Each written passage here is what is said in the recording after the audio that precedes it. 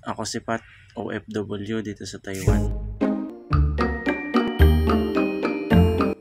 9 minutes before mag 9 PM, pa-out na nga pala kami dyan sa trabaho. 12 hours nga pala yung duty ko. Kita ko dito yung kasama kong Pinoy, si Bro Anton, kumakain ng pentang bago daw umuwi.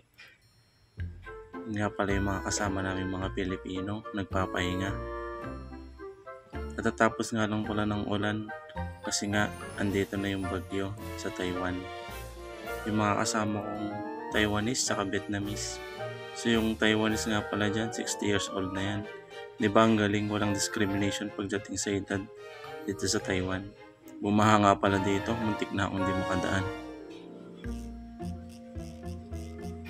Ayun nga pala yung iba naming mga kasama sa ibang department, mga Pinoy. Halos mga nasa 200 plus din kami mga Pinoy dito. Magpa-punch out na nga pala ako. Tapos ayun lang pala yung uwian ko, yung dorm namin. Sobrang lapit. Ayun nga pala, nag-aayos na ako dito, nagbibihis na, nag-aalis na ng sapatos. Ganyan lang yung routine dito sa Taiwan. Trabaho, pahinga. Ganun lang paulit-ulit. Akala ko dati, madali lang yung buhay sa abroad. Iba pala yung expectation pag andito ka na. Pero pagtapos kong magbihis, naghilamos lang ako ng saglit. After ko maghilamos, kinuha ko na yung tasa ko para kumuha ng mainit na tubig.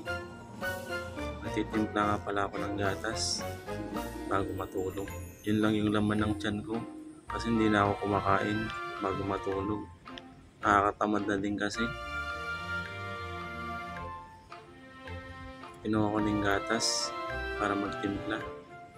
Pagkatapos ko magtimpla, naalala ko nga lang pala yung binigay sa amin na hindi ko alam kung ano nito. Binuksan ko nga, tinignan ko kung ano yung laman. This month pala kasi gaganapin yung Mooncake Festival nila sa katapusan. So binuksan ko nga, ayan nga pala yung laman, mga biscuit tsaka tsaa. Bigay nga pala ng company namin.